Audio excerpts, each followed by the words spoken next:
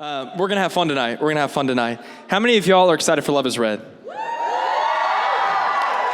Shameless plug. Here's the thing. We hear about Love is Red all the time. I want to make sure that I take an intentional moment right now to let you guys know and give you some understanding behind what we have the privilege and opportunity to be a part of at Love is Red. So we do it every year, and everyone knows that, right? But what we don't know is that we get to put on one of the greatest conferences in the country. Like, you guys need to know that. This is one of the greatest conferences in the country. And I'm not saying that because I'm biased. I'm saying that from the mouthpiece of people that have come from different ministries, different places around the country that have said, you guys put on a top-notch conference. And that's not me saying you need to get there, but it is me saying you need to get there. I'm saying that sometimes we take for granted things that are right in our backyard. We cannot take Love is Red for granted. You can talk to one person. Find one person that's been to Love is Red. I promise you, God spoke something to their heart that changed their life. I promise. Christian Gamble he's putting himself up for grabs. So if you need to talk to somebody, Christian Gamble's like back there. He's like, me. He stood up and he put both thumbs up. So if you want to talk to somebody about their experience at Love is Red and you're not really sure what to expect, go find Christian Gamble. He'll tell you about it. But for real, like, I think sometimes we don't realize what we have access to. And it's our opportunity and privilege to be able to put on something like Love is Red. So as students, man, I want to encourage you guys, have fun and enjoy it while you can. So make sure you guys get your tickets if you have not. But how many of y'all are excited for the new series we're starting tonight? It's called Win at Home. And before I explain the series, I just want to welcome a very special group of people. That's our first-time guests. If you're here for the first time, thank you so much for being here with us. The more that I talk with high school students, the more that I realize you guys have some of the busiest lives in history, like ever. You guys are busy, and I appreciate that you guys take extra time out of your schedules, your plans, just to be here with us. So sincerely, from my heart, from our team's heart, from all of our leaders here, from all of our hearts, man, we're so thankful you guys decided to join us. We want to give you a gift, so make sure you go out to the cafe. Once service concludes, we want to get that to you. Also wanted to welcome all those who are viewing online, as well as our juvenile attention centers. Can we give it up for all those guys that are viewing online? We love you guys. Appreciate you. We believe God's doing incredible things right where you're at. And again, we're in a new series called Win at Home. Everyone say, Win at Home. Win at home. Win at home. And this is the first time that we're going to do something like this. We're going to do the same series in the United as we're doing in Main Church. Now, for those of you who don't consider Faith Family to be home, I'm not expecting you're going to go on the weekend. You're going to be with your family at a different church. I get that. I understand that. However, for those of us that consider Faith Family Church to be our home church, I really want to encourage you guys. We strategically planned this out so that we'd be doing the same series at the same time. Haven't done it before, so this is all kind of new. But what I want to encourage you is that this series specifically, we're not going to be talking about the same thing on Wednesday as Pastor is on the weekend.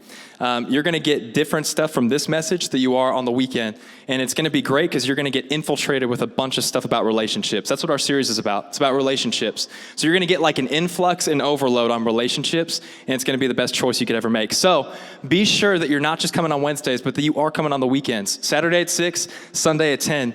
And Pastor's going to talk about some amazing stuff pertaining to relationships. And I'm excited about it. It's going to be a great series. But again, in light of relationships, I want to ask you this question.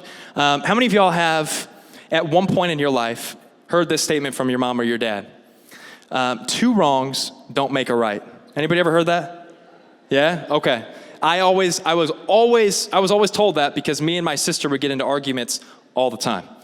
All the time. And usually it would go like this. One of us would poke or jab at the other. Usually I was the one that was putting my sister on the ground. And then she would retaliate. And as soon as she retaliated, we would get in trouble. And mom and dad would always say every time, 2 wrongs, they don't make a right. But what I want to propose tonight is that maybe in terms of, and really in context of relationships, that there may be another way to approach that phrase as a whole. And there may be a way, and I believe wholeheartedly that there really is a way, that 2 wrongs can actually make it right. And not in the context of fighting, because that's not what I'm talking about. Your parents were right, so do not drop your brother or sister the next time that they come after you. That's not right. But what I am saying is 2 wrongs actually, in essence, in the right context, think that they do actually make it right. That's the title of my message tonight. It's 2 wrongs make it right. And we're going to be in Ephesians chapter 4, verses 2 through 6. So if you have your Bibles, go ahead and turn to Ephesians chapter 4, verses 2 through 6. And once you get there, why don't you wave your Bible in the air like you just don't care? Nice. Only got a couple Bibles. Go ahead, wave them in the air like you just don't care. There you go. That's good. If you don't have a Bible, it's all good. We got one on the Sky Bible behind me. Ephesians 4, 2 through 6. Just a little bit of history for you, so that you can kind of enter yourself into the text and understand what's going on in this portion of Scripture specifically. So Ephesians, it's essentially a letter that the Apostle Paul wrote to the church in Ephesus. And during this time, the church in Ephesus was coming under a lot of scrutiny, opposition, pressure, because of a lot of the different theological ideas and concepts that were getting thrown out in that day and age. So essentially, they were under a lot of pressure. They were really confused. There was a lot going on around them because a lot of the people that were in Ephesus at that time were giving them a lot of resistance for what they believed. A lot of different theologies, a lot of different belief sets, a lot of different doctrines. But this is essentially Paul's address. He's trying to eliminate all of the extra. He's trying to eliminate the complexity, eliminate the confusion, and he's trying to bring everybody back to a place where we understand that unity is the number one thing that we need to pursue. And so he's trying to, and he's attempting to eliminate all of the extra, all the fruitless talk, all the dumb discussions that were taking place in that time. He's trying to eliminate that stuff and just get us back to a place where we realize and we can identify that the most important thing is unity. And unity is one of the common themes throughout the book of Ephesians. So if you've never read through it, I want to encourage you to read through it. It's about unity. And he says this, and this is really profound. Always be humble and gentle. Be patient with each other, making allowance for each other's faults because of your love. Make every effort to keep yourselves united. Everybody say united. Because we are the united. United in the Spirit, binding yourselves together with peace. For there is one body and one Spirit, just as you have been called to one glorious hope for the future. There is one Lord, one faith, one baptism, one God and Father of all, who is over all, in all, and living through all. And in light of relationships, I think we need to understand a couple things, especially for those of us who've been in relationships for any length of time. If you are in this building right now and you have a pulse, you have been in relationships. What we need to understand about relationships is that nobody's a master, right? I'm not standing up here tonight as a master or a perfectionist whenever it comes to relationships. I'm not. And I'll be the first to tell you I've failed plenty of times, and I'm going to fail a lot more. But I love that God doesn't define us according to our perfection. He always defines us according to our pursuit. He cares about where we're pursuing, what we're pursuing, how we're pursuing it, what we're running after. He's so much more consumed with our pursuit rather than our perfection. So for all of us in this room, relationships have a lot of layers. Relationships with different people, they look a lot different, they feel different, they have different complexities within them, but all relationships, they're complex. And I'm not just talking about dating relationships, I'm talking about friendships, I'm talking about your relational connection with human beings. They're complex, they have layers, they have levels, they have tiers. There's seasons that we walk through with people, good seasons, bad seasons, great moments where we can celebrate with each other and rejoice with each other, and bad moments where we get really frustrated with the person that we're in a relationship with, right? So we all walk through a lot of different stuff in our relationships with people. And so that makes our relationships very complex. And I was just recently reading, it was an article from Harvard Business Review, and they were talking about consumerism, and it's called product, what is it? It's a product, they use some pretty big terms. Product versioning. Product versioning. Anybody know about that? Anybody been in a business class before? No? Cool. Well, it's really easy to understand and really easy to remember. So I'm gonna give you a little tutorial. Product versioning as a whole, it's this idea that certain companies, they'll create products, but they'll just create different versions and variations of the same thing. So instead of reinventing the wheel and creating a bunch of new products, they'll just create one thing, and then they'll create a bunch of different choices and options with that one thing. They'll tweak a couple things here and there, they'll adjust a couple things here and there. I'm gonna give you an example in a minute, and it'll make a lot of sense. But they just make little tweaks, and they just make things a little bit different than some of the others. And so they take this original concept, and they create a bunch of versions of that one thing. Now, a lot of you guys in this room probably have an iPhone, right? Where's an iPhone? Go ahead and put it in the air. Put it in the air if you have an iPhone. So the iPhone, Apple. Now this is like a very strategic corporate strategy where essentially you take one concept and you just make a bunch of different versions and variations of the same thing. And Apple's been doing it for 13 years. Now I want to show you something because this is probably going to surprise a lot of you. Maybe for some of you it won't, but for me, it surprised the crap out of me. Okay, so the iPhone. This is the original intent. This is the iPhone right here. Right here, iPhone. This is the first generation iPhone. This was in 2007. We've been 13 years since the first iPhone was made. Now, I'm going to share a statistic with you after I show you a couple of these. You have the 3G, 3GS, 4, 4S. You got S's, C's, pluses. You got the X, the XR. You got the XS Max. You got the Pro Max. Like they took product versioning to a completely different level. And they did it really well because we're all suckers and we all keep buying the stuff. At least I do. And I make sure that I always get Apple products because they're all compatible with each other. Man, like, that's got to be the devil's work, I swear. But I love it. So anyway, there's about 1 million different versions. Not 1 million. I'll tell you the exact number here in a minute. But there are 24 different models of iPhones. These are the 24 different models. But within each model, you can have different storage capacity, different color. So the number of phones that you could choose, you can choose between this number of iPhones. So whenever you think of an iPhone, you have this many choices on which one you want. 458. There are 458 iPhones that they have created. 458. That's a lot. In 13 years, they've created 458 iPhones, and they said this in that review, that Harvard Business Review, that it's very interesting. Every consumer they talked to, they had said that they would prefer to have a lot of choices. They prefer to have variety. They prefer to have different variations of the same thing. They'd prefer to have the ability to make a decision and make a choice on what product they wanted. And in the same sense, now here's what I'm getting to, because you're probably like, what does this even mean? And how does this pertain to relationships at all? What I'm trying to get at is that there's a lot of complexity with this terminology. There's a lot of complexity with this concept of versioning and all that. But in relationships as a whole, we also have complex relationships. We make things complex that really were intended and designed to be simple. And in the same sense, on this side, we have God who created us. But whenever we start to get into the complexity of our relationships, we need to really take a step back, and we need to look at our life through a different lens for a moment. We need to understand and realize how complex our relationships really are. You got a relationship with Betty and Patty and Sue. Those are really old names. Betty and Patty and Sue and Roger and Frederick. And those are so weird. I don't know why I'm coming up with these names. And you got relationships with a bunch of different people, but then in those relationships, you end up walking down, and then maybe after a couple of years, you guys have been in a relationship for a little while. After a couple of years, she does something to you and you get really upset. So now your relationship's going in a different direction because you guys never came back to the original source.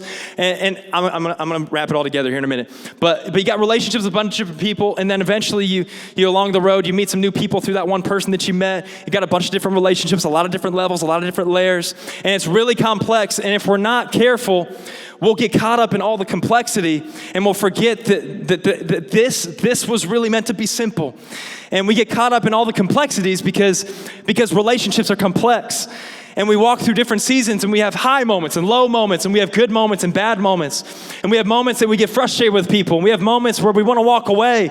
We have moments where we want to throw in the towel. And I'm not talking about dating relationships. I'm talking about friendships. We have moments with people where we hit a bump in the road, and we hit a stumbling block, and something happens, and we don't like that person anymore. They gossiped about us, or they said something to me.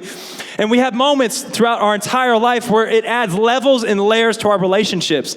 But here's what I want you to know, and here's what I want you to understand. I want us to understand that this was the original design, all the extra stuff, all the extra versions, all the complexity, because the world around us is so complex, and the world around us is trying to get us to be complex and live in a complex lifestyle and live lives of complexity. But in reality, what we can do is we can just wipe all this extra stuff out, because all those relationships, all that they really point back to is the core. If we want to eliminate the complexity, let's get back to the core. Let's get back to the place where we really need to be. And our relationships with people will always be predicated off of our relationship with Jesus. And if he's at the core of our relationships, all those moments, they're not going to matter that much. All the gossip and the slandering, all those moments where we got frustrated with each other, those aren't going to matter that much. Because if we can eliminate all the extra, all the excess, all the complexity, if we can eliminate that stuff, if we can trim off the fat, if we can do this, and we can move back to the core, and we can get back to the place that God wanted us to be, and that's infatuated with who he is, and living and leading out of a revelation of his love for us, if we can do that, then all the extra stuff's not going to matter. all those moments that we share with somebody, all those extra levels and layers, it's not going to matter as much. Because we're always going to be able to go back to in those moments whenever we get frustrated. Because here's what I can tell you. You are going to get frustrated with the people around you. You are going to get frustrated with the people around you. If you're walking with somebody long enough, I promise you're going to get frustrated. But here's what I want to promise you. If we always get back to the core, then we're always going to get back to the place where we can look through the lens of love and we can choose and decide to love that individual regardless of what they did, regardless of what happened, regardless of the situation, regardless of how complex it may feel. We can step back. We can look through the proper lens and see, no. We don't need to make this more complex than it needs to be. Let's just get back to the core. And the core of our relationships is Jesus. It's his love. And that needs to be the focal point, the breeding ground, and the foundation of all of our relationships, whether they're dating or they're just simple friendships. All of our relationships need to be rooted and founded in the love of Jesus. And we need to get back to the core. I want you to write this down. When we get to the core, it makes our relationships less complex. When we get back to the core, it makes our relationships less complex. Because relationships, again, they're going to be complex. They have levels and tiers. You walk through different seasons. You walk through different moments, different situations. But if we can get beyond the complexity and we can remind ourselves at every moment, it's just a moment in the midst of the story. It's just a moment in the midst of the whole scene. This isn't going to be a moment that defines our relationship. This is going to be a moment where we can go back to the core and get back to the reason why we entered into this relationship in the first place. And again, I'm not talking about dating relationships, but we can get back to the reason why we're in a relationship in the first place. And if it's for what I can gain, then I'm in it for the wrong reason in the first place. But if it's for what I can give and what I can add value to, and if it's about running with people who I can add value to along the way, and if it's about running alongside people that I can cheer on and spur on, and by the end of this thing, we can look back and say, wow, there were a lot of these moments. There were a lot of juts in the road. There were a lot of stumbling blocks. But we can look back and know that we chose love. And we chose to love each other in spite of those moments. But we got to get back to the core. We got to get back to the core. We can't live in the complexity. We can't live in how complex our relationships feel, because I promise you, they're going to feel complex. Mine feels super complex. But I have to remind myself every time one of those moments come up, I got to get back to the reason why I'm in this thing. And I'm going to fight through it. And I'm going to choose. I'm going to decide to love even when it doesn't feel like I want to love. And I got a couple of key points for you. Some keys to healthy relationships. These are not going to be the antidotes to give you healthy relationships. These are just a couple things, a few things that I think could help you and helped me. They've helped me immensely in my relationship journey. So these are, again, not solutions, not antidotes, and not answers. But these are definitely some things that I believe if you go to Scripture and you find some scriptures that I'm going to give you here in a moment to support some of these things, I believe they're going to help you in your relationships with people. Not just in dating relationships, friendships, relationships, connection with people. I believe that they're going to help you. First one is build allowances. Build allowances. We got to learn to look beyond each other's faults, the quirks, the imperfections. We got to learn to look beyond some of the things that frustrate us about the people that we're in relationship with. And believe me, there's a reason why. And this always stuck with me whenever I was still dating and even single. But one of the things that we encourage people to do in the church, and I'm so thankful for it, and the moment I finally got past this mark in my life, I realized why. But whenever people start dating, we always encourage people to take at least a year to date before you get engaged. Why? Because you aren't going to see those imperfections until about a year. You ain't going to see all that stuff that you ain't really going to like. You ain't going to see all that stuff that you don't really enjoy.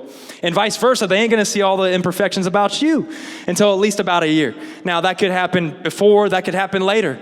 But the concept is that we don't really get to know people well enough until we know their imperfections and faults. We don't know people well enough, and we don't really love people well enough until we can start loving them through all the imperfections and quirks and faults and shortcomings that they possess. And that's the moment that love becomes a choice. A choice. Agape love, the purest form of love. Love of choice. Not love of emotion or feeling, but love of choice. And I love this. In 1 Corinthians chapter 13, verse 6 through 7, it says this: love finds no joy in unrighteousness, but rejoices in the truth. It bears all things, believes all things, hopes all things, and it endures all things. Come on, I want to be in a relationship with people. And again, I am not just hitting on the dating spectrum. So I'm just reminding everybody so that we're not like thinking about dating alone, but we're thinking about relationships as a whole. But I want to do life with people. I want to do life with people that believe the best in me, even whenever there's nothing to believe in me. I want to know that I got people around me that even whenever I fall short, even in the midst of my faults, even in the midst of my imperfections, that they can still see beyond that. And I'm thankful that I got people that do choose and select and decide to believe the best in me, because that's what love does. Love chooses and decides to believe the best, to believe all things, endure all things, to hope in all things. And I'm so thankful that in my fiance, she does this all the time. Believe me, if you are a guy in this place, just know that you're probably going to be wrong 90% of the time. You are going to be wrong 90% of the time. And that's not a factual statistic, but I'm just telling you, we're wrong a lot. But I'm so thankful that she chooses to believe the best in me, even whenever I fall short. This is what healthy relationships look like. We got to build allowances for each other. We got to know that if we're going to be in close proximity with people for the long haul, if we're going to journey with each other, if we're going to accomplish and complete and fulfill all that God's placed in our hearts to fulfill and complete together, then it's going to require and demand that for all of us, we build some allowance for each other. Man, we got to have some space. We got to have some margin. We can't look at each other and be so critical all the time. We live in a critical generation. We live in a critical time. Everyone's always pointing out something that's wrong, pointing out something that you don't like. Man, let's just be so willing to embrace people in their faults, embrace people in their imperfections, embrace some of the things that maybe aren't desirable to you, but let's understand that that might be the way that God designed them. Just saying. I'm just saying. But if we can choose and make the decision that we are going to build allowances for each other, got to build them. We have to choose to love each other even in spite of our imperfections, even when we fall short, even in spite of our faults. Man, we got to choose to love. Number 2, know what needs avoided. Know what needs avoided. Drama, unresolved conflict, quarreling, gossip. Those are the things that we need to avoid, because we don't have enough time to give attention to some of those things that really don't matter. Now, here's what I want to make sure I make very clear. Conflict is not the problem. Conflict's not the problem. Unresolved conflict is the problem. You write that down. Conflict is not the problem. Unresolved conflict is the problem. Because again, when you're in a relationship with somebody, when you have friends around you, if you're walking alongside, if you're walking with them, if you're journeying through life together, if you're genuinely growing closer to each other, then at some point, you're going to step on each other's toes. But you can't step on the toes of somebody you're not close to. But we're going to step on each other's toes every now and then. And I can guarantee you that you're thinking about people right now in your life that have been stepping on your toes. You've been stepping on their toes a little bit. You're like, man, is this a problem? I feel like there's always conflict around me. Just know that I feel like I feel like in my life, I'm always dealing with conflict. And that should liberate you a little bit, because conflict is not the issue. Conflict comes. Conflict is going to come to those who are running after something. Conflict is going to come to those who are pursuing something worthwhile. Conflict is going to come to those who are running towards something and somebody, towards a hope set before them that actually matters. Conflict is going to come to those that are running after something meaningful. But conflict without resolution, that's the problem. We need to know that we need to fight. We need to fight for resolution. Whenever there's conflict, man, we gotta make a decision in our heart that we're not gonna allow the conflict to stay there unresolved. Man, we gotta resolve conflict. But we need to avoid, here's the things we need to avoid. We do need to avoid drama, gossip, stuff that really does not matter. Guys, we don't need it. If we just take a step back and realize, like, I probably don't need to say that. I could, but I don't need to. It's really not hurting me if I don't say it, so I'm just not gonna say it. And I know it sounds simple, but in those moments, whenever we choose to not gossip, to not slander somebody else, that's love. That's love. But we need to know what needs avoided. Now, if you're on the other side of it and there's things that have been said about you and you feel conflicted and it's a friend that's close to you, That's where we need to go to people and have conversations and just be honest and open and be willing, even though I'm promising you this right now, it's not going to be comfortable. You will not be comfortable, but we were not called to comfort. We weren't called to convenience. And so I'm sorry if it makes you a little uncomfortable, but I promise you on the other side of it, if you're willing to look beyond the uncomfort, the discomfort, if you're willing to look beyond the inconvenience, I promise you, you will find so much fruit on the other side of those conversations, and you will find that those relationships that have enough equity in them and enough relational substance, man, those relationships that you're able to go to people and have those conversations, those are the ones that are most meaningful. And those are the ones that you're going to have for a lifetime. And those are the ones that are going to matter the most and mean the most in the future. But we got to commit ourselves to avoid the things that just needed avoided. We got to build allowances. We got to avoid the things that need to be avoided. But we need to know that in conflict resolution, the only problem with conflict is whenever we don't resolve it. Number three, fight to stay aligned. Fight to stay aligned. And I want you to write this down. We need to fight to unite. We need to fight to unite. In other words, unity comes with a cost. And if there's one thing that the enemy wants to do to us, as not just people of faith, but people, as God's children, if there's one thing he wants to do, he wants to divide us. He wants to separate us. He wants to kill, steal, and destroy, for sure. But if he can divide us, he can accomplish everything else at the same time. His desire is that he would disunify the church. Because the one thing that intimidates and frustrates the enemy more than anything, it's a united church. And it's a united people. But we need to understand that unity comes with a cost. And we need to fight for the things that matter. So for some of us in this room, if you've been in relationships and you've just been stagnant, you haven't been active, you haven't been pursuing relationships, you haven't been working on your relationships with people, just know that relationships have to be worked on, otherwise they're gonna be lost. But if we're willing to work on our relationships, we gotta know that we gotta fight the fight, we gotta fight the battle that matters most. And your relationships with people are always gonna be a battle and always gonna be a fight worth fighting for. We gotta fight the good fight of faith. But part of that and part of the equation is knowing when I need to step up and stand out and say, hey, you know what, devil? You're not going to have your way in my relationships anymore. Come on, that unresolved conflict that we've had for a while, I'm stepping out. I'm going to have a conversation. I'm going to confront that issue. I'm going to confront that thing. I'm not going to let it hinder me anymore. I'm not going to let it hinder our relationship. Come on, he doesn't have that place. We got to quit giving it to him. We got to fight for the things that matter. And if we're going to fight for unity, we got to know it's going to cost us something. It might cost us convenience, might cost you comfort, but I promise you, the rewards will always exceed the cost. They'll always exceed the cost. I want you to write this down.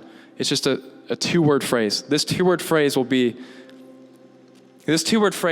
probably your most used two-word phrase in your life.